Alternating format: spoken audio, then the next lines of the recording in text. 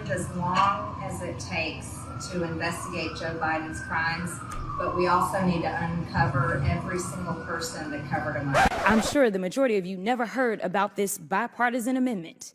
You heard about all the other trash that they wanted to put on the floor that had nothing to do with keeping our country safe. What we need to do is focus in on the priorities, and the priorities aren't culture wars. Oh, that's gotta hurt! There's one thing we know about Texas Democrat Jasmine Crockett: where there's the smoke that she brings, there's usually facts. Then there's always somebody from this side that does something ridiculous that throws me all the way off. So, oh, Jesus. Okay, so this is where we're going to start, Ms. Kaskin.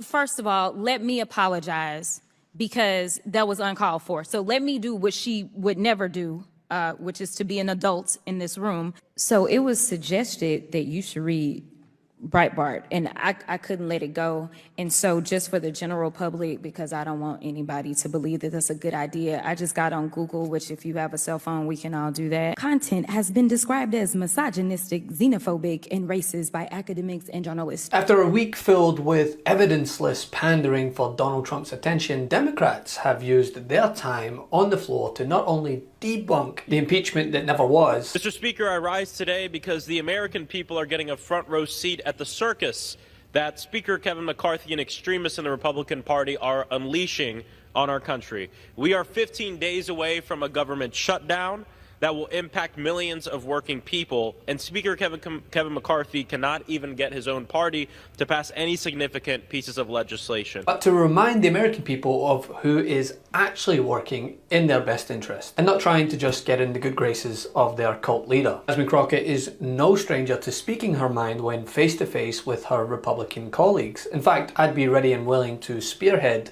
a reality show in which we keep a camera on said Republicans as Crockett lets them know exactly what she's thinking. So I don't know that that's where I want anybody to take their cues from, especially when they're trying to run this country. That part. But in this week's instance, she used her time on the floor to advocate for further assistance in the ongoing battle to protect themselves and the country from COVID-19. But as she rightfully pointed out, this doesn't rile up the Republican base like a good old-fashioned culture war. I'm sure the majority of you never heard about this bipartisan amendment.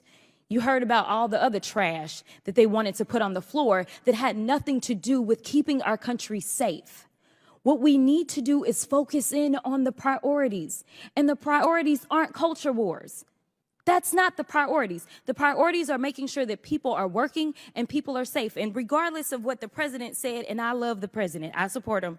Let me say that right now. COVID is still around. We have members that are out right now because they are sick with COVID. So for those that missed the memo, COVID does still exist, and these flexibilities allow people to not only be safe, but they also make sure that we are keeping our country safe. So thank you for what you do every day. Thank you for putting up with these questions. Thank you for fighting for a country that somehow doesn't seem like it's fighting half as hard for you and your employees. And with that, I would just ask for unanimous consent to enter into the record a statement from the Parallel Professionals, EFM, MOH, and the U.S. Department of State employee organizations for the spouses, partners of foreign service professionals who are civil servants, government contractors, and who work at U.S. missions abroad. Mr. Chairman.